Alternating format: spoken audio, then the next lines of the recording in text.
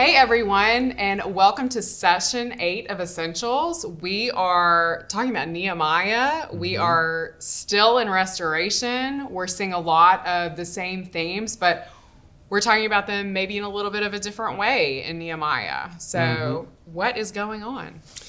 Yeah, so there's the historical setup here is simply that they come back in these waves. So Malone last week talked about their return. It's this kind of miraculous thing. I do want to encourage you to think of it as like pretty wild. It's a rarity in the ancient world. Be shoved off, as Malone mentioned. But they return in these waves, and Nehemiah hears word that the exiles, some have come back. There are folks who are still there, some of them, and when they get there, they discover that everything has been raised, basically. And the word here that you want to take away from Nehemiah, just put it in your mind, is walls. Okay. Because in the ancient world, if you have a city, the thing that kind of makes it a city is walls. I mean, you think about protection, you think about the ability to sort of have jurisdiction over a people group. Right. Walls make that possible. Sure. And you can see that, like when you go to an ancient place, there are always walls around the city. So the reason that this is a big deal is because it is now becoming an actual place again. Like not just a sort of outpost, not just a sort of encampment or something, but it's becoming they're being given license to make this a real place once again. And so when Nehemiah hears the word that the walls have been destroyed, his heart breaks because he knows that it's been lost. The city has been undone. And so Nehemiah becomes this incredible figure who will coordinate the restoration, not just of the spiritual renewal of the people, which I think is really important. That's more what we find in Ezra, but also the external physical renewal of the city. And there are some important takeaways we can get from that, but I'll hold off on that. So that's what's going on. Okay. So who was Nehemiah? Nehemiah is a prophet, but he was also at this time a cupbearer in the king's palace. And what that would have meant is, one, he's not actually that important, which is interesting. Two, he is privy to all of what's going on in the king's palace. So like he would hear things, he would know things. He's intimate within the leadership of Persia. The other component there is he is trusted. If you are in exile and you're welcomed in, it means you're trusted to be in the king's palace. Eventually, as the return sort of continues, this other wave of Israelites come back, he becomes the kind of key political figure who's organizing all of it. So that's who he is. Okay. Yeah. Okay. So why does Cyrus let them go? Yeah. That's an interesting question, because when Cyrus lets Nehemiah go, it really is like a doubling down of what we saw in Ezra. Okay. So Ezra, it reveals how Cyrus is going to fund the return of Israel. But then when he lets Nehemiah go, it's like saying, when you rebuild the walls, it's as if you have actual independence. It's like giving them weapons almost, saying, we're going to let you be your own independent people. And I think there are a few, if you were to just read a pure straight up history book of the whole sort of onslaught of empires that roll through, ancient Palestine, ancient Israel, they all do different things. Like the Assyrians, brutal.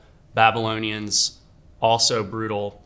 Later on, it's interesting when the Romans show up, they don't even fight because they're like, we know there's an uprising, but other than that. So they're all different. And here, I think part of it is, historically speaking, they might want like a satellite area that's going to offer them connection to Egypt or something. Okay. So there are sort of like economic things that you would see historians bring up, and I think all of those are very valid and worth digging into. However, when you read the text here, and in Nehemiah, which again, in the Jewish tradition was one book, it's because God just makes it happen. Wow. God tells Cyrus to let them go, and Cyrus obeys. Wow. And I think part of what that's telling us is like there is no God but God. Cyrus may be important. All of the empires that take over this key critical area in ancient Mediterranean, they're nothing to this God. This God speaks and people obey.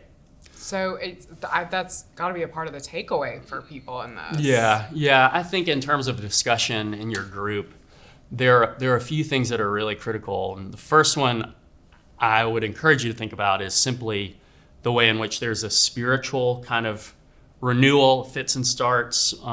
Malone mentioned like when you have a time where you kind of renew your zeal over your religious life or something, and kind of fits and starts, doesn't always work. That's going on here. But there's also this renewal of the actual place. And that really matters to us. I mean, I think many of us would want to think of Christianity, our faith, as something that's sort of privatized in our heart. But in fact, we all show up to a church that has a building. We all celebrate the Eucharist with actual cups and chalices and all of these things. And the ritual component of our spiritual life, it can be overplayed, no doubt. But it's also deeply important because God cares about it. Sure. I mean, it makes me think a little bit about during the pandemic when people would say about church, when we went online, people would say, well, it's only a building. And it's like, well, it is a building. And also there is an incredible faith that happens in community. And you are a body who can go into a building with other people, right? So the physical is really important in our lives of worship. And I would say even in times of renewal, I think there are temptations sometimes to make renewal just about your inner heart. And that is real. Do that. We want that.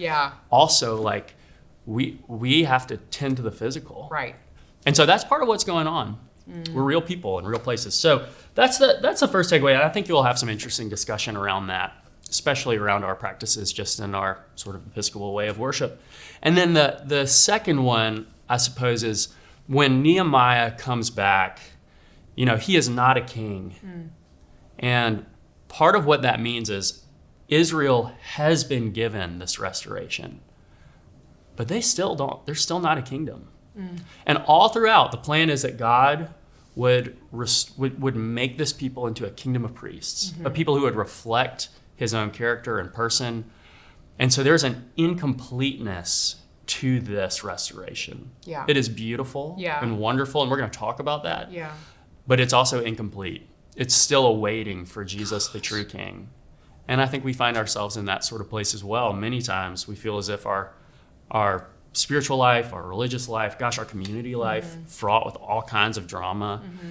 We're still waiting for a king. And that's where these people find themselves, just as we often do. Totally. Love it. Well, this has been so fun. Thanks, Sarah. Looking forward to your discussion in your Essentials group, and thanks for joining us.